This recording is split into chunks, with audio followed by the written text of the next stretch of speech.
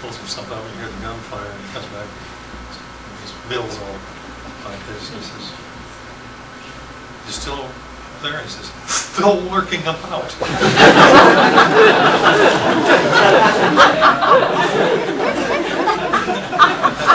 But I tell you what, you go upstairs and lure him away, see? And he says, "No more for me, thank you, I'm driving." Congruity, right? But it works. Because have you ever noticed that when anybody from the outside is not familiar with it, kind of filming, and comes in with a story, they're always dealing in distortions. You know, they always want 12-legged spiders, or somebody's 95 feet high and green. You know, or there's no underlying element of logic. But read a Ray Bradbury story, and you'll see that Bradbury, unlike some of the more lurid writers, will only have one tiny thing wrong, very small. Everything's normal. But when that thing happens and the kid turns to you and he doesn't have any eyes, he just has blank eyes, you run for the hills because you've been led down a garden path.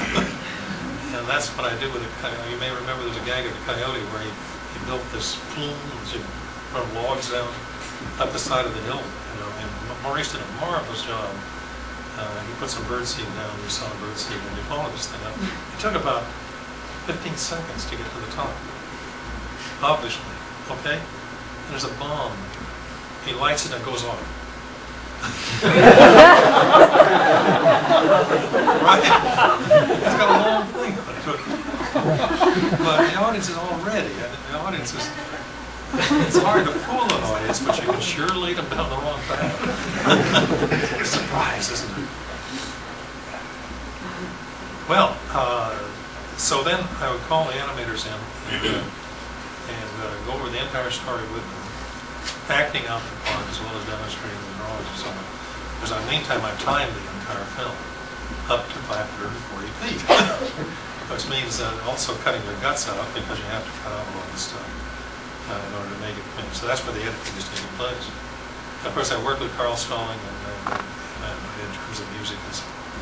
And one of the basic rules we always had was that because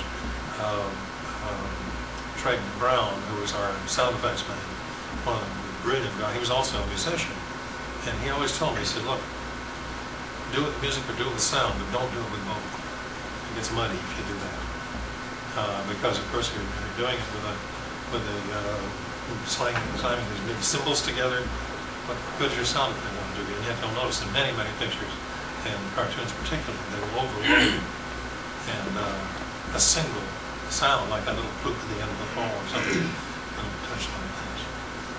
Speaking of orchestras, did anybody, I guess they didn't come up here, Bugs Bunny on Broadway, and you know what that is?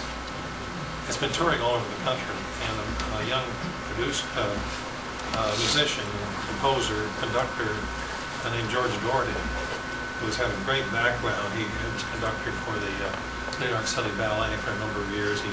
He's conducted La Scala in Paris and the London Symphony and a lot of things. Anyway, he's a marvelous guy, but young, 33 years old, and from his childhood, he's adored Warner Brothers cartoons. And being a musician, he began to think, you know, nobody's ever done anything with the music. So he thought, wouldn't it be wonderful to separate the sound effect and the dialogue, and to take a full symphony orchestra and have them play the music, with the picture playing above there, the sound effects, the voices, and a full symphony orchestra playing in front. So he tried it out in San Diego, and they thought they'd be all kids. It turned out there were probably 12 kids out of 5,000 people. And it went like house of fire. So then they took it to New York to play there at the Shooter Theater, which holds 1,900 people. First night that it played there, they turned away 500 people. Now these are pictures everybody's seen, sitting. But the only person that before attending this performance, the only person that would ever see the full orchestra against the cartoon was the director. But he would be the only one there when they were recording it. So here you come in, and it's really astonishing to come in there and see this whole audience out there, a couple of thousand people wrapped in this scene on the big screen, of course. Many people have never seen Bugs Bunny any bigger than a poster on the television. It's very small. And to see it on a huge screen and conducted with it. But the most important thing, the most astonishing thing to me was that he thought so much of this, he cared so much about it, and that when he found out that the scores had long since disappeared, including all the orchestrations and most of the pictures, he and a young man that works with him, David, I can't remember his last name, who was also a consummate musician, sat down before a movie on and retranscribed the entire film, 6 minutes, on what's Oppenheimer. Did all the orchestration, just by listening, as to where the horns came in, and all this stuff. So they not only had to rewrite the score, they had to rewrite the entire orchestration. And on each cartoon, it took them at least 2 weeks of 24 hours a day on one cartoon. So when they got through, they had the original scores. Unfortunately, in some places they had a few of the scores, but not many. But it was a great treat, and it was so exciting. And so they went to start again in Florida, and went to Detroit. And in Detroit, they went insane. George said that when he was conducting, the audience was so noisy and it was cheering so much that he couldn't even hear that. He couldn't hear his orchestra. He was standing in front of us. And then it came to the Greek Theater where they sold out. That holds about 12,000 people. And then down where we live, in Costa Mesa, or southern. We live on the ocean down there.